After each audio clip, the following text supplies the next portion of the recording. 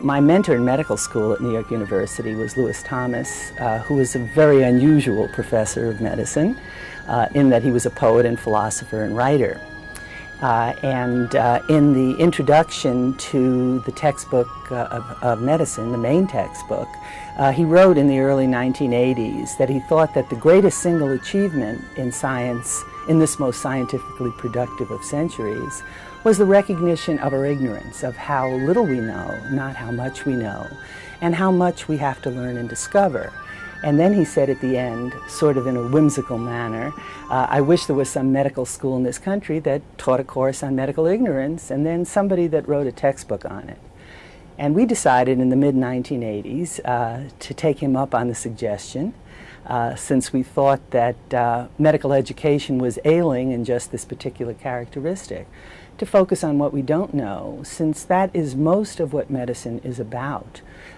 We operate in a terrain of relative ignorance, trying to do the best we can with what we know, with the tools we have, but always searching for better answers. The concept of ignorance and questioning that we've developed has been very understandable to adolescents, teenagers, to whom it's a foreign concept, and that they've really kind of embraced it and enjoyed working in that terrain of discovery. And they've experienced discovery. They haven't been going to labs and worked as technicians and sort of mindless robots, but they've understood the questions that the research is directed at. To take a high school student out of a disadvantaged environment where they've really done nothing but maybe a little cookbook science, and to have them come into the real world, real professional world, to act as professionals, and to master, in a sense, what's going on in the lab, and then to be contributors to that, and to be valued by the people they're working with. All those are successes, and have to make you proud of that you're involved in it. So all of our panelists today were in the high school program not too long ago and have gone into a variety of different careers.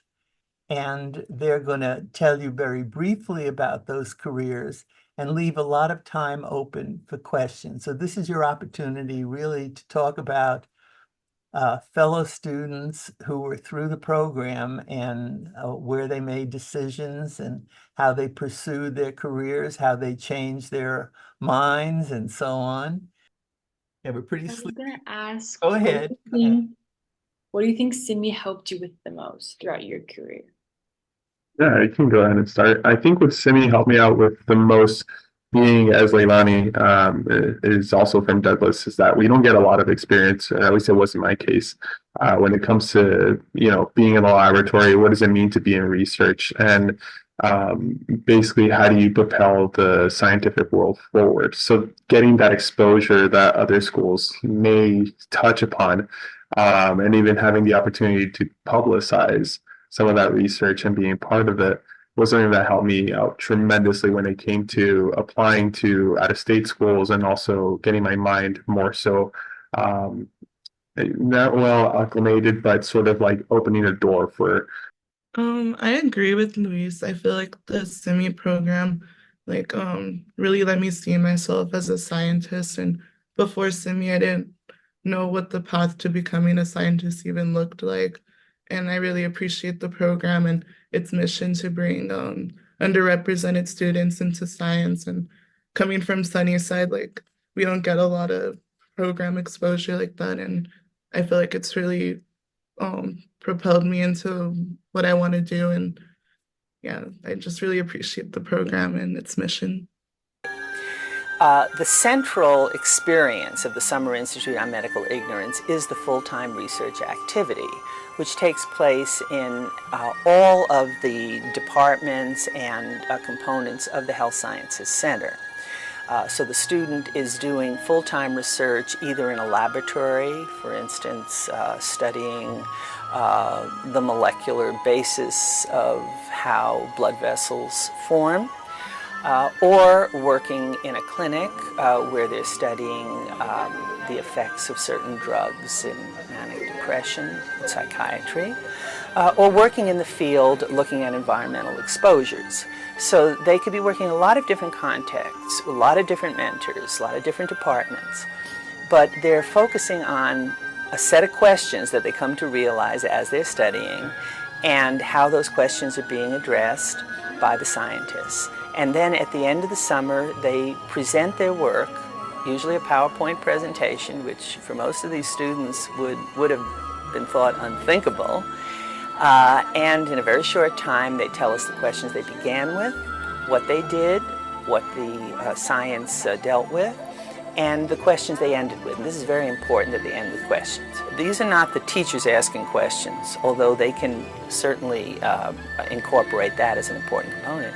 But it's getting at the students having their own curiosity, knowing enough to ask questions, wanting to know more to ask better questions, and then learning some of the tools to answer those questions, and getting the confidence that they can compete or they can accomplish a lot more than they ever thought they could accomplish. To be funded every year for 43 years is just a phenomenal thing. You know, I mean, I've been funded, I've been here for 17 years, and I was in the private sector for 16 years, and I was funded on and off, you know, for those 30 years, but never consecutively. And to be able to be funded like that, I wish I had a program like this when I was a kid. I would have kind of been motivated a lot faster than I actually was. But I think this is just a fantastic program, and I think you have a fantastic mentor who, yeah, Dr. Will here.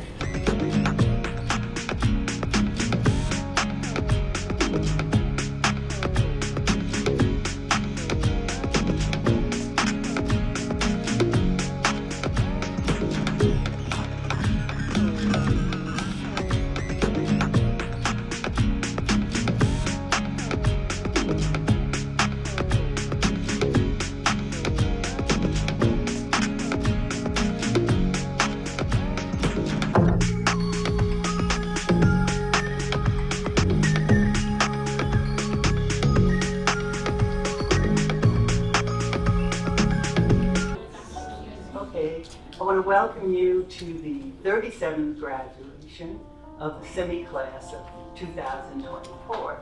This program is supported by multiple institutes of the National Institutes of Health, that is the Heart, Lung, and Blood Institute, the Childhood and Development Institute, and the Neurologic and Disease and Stroke Institute.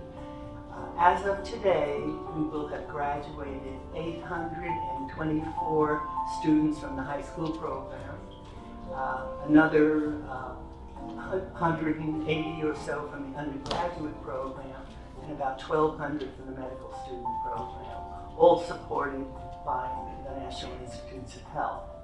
Well, first of all, I want to say, please, I think the people who deserve an applause are yourselves, because the individual gumption that it takes to get out of bed and to actually engage in the work of SIMI is critical. And so I applaud you, and I think you guys should applaud yourselves.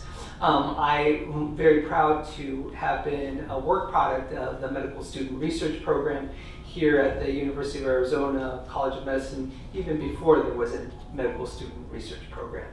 I was born in Nogales, about 90 kilometers south of here, and grew up in a household where nobody else spoke English. And it was not an easy path to toe for this kid from the south side. And I had the great good fortune, however, of having parents who really pushed me to do my best and who really pushed me to go to school and to do well in school. Despite the fact that neither of them had a high school education, I think they were ahead of their time from that perspective. They really inculcated in me the need and the desire to really try hard, and they let me know that I was going to have to work probably twice as hard to get half as much credit, but that I really had it in me to get that work done. Recently, and I think I told you this, Dr. Whitty, recently I was inducted or elected to the National Academy of Medicine during the 2023 class. And in my circles, in my old circles, in academic circles, that's a big deal. And as I reflect about what are the things that got me to that place, I think about two things. I think about my Head Start certificate that I keep behind me at my desk. That Head Start was an important thing as a little 5-year-old kid who didn't speak English. And I think about my medical research certificate, and that was a big deal. That got me started on the way. So thank you all, and I celebrate you today.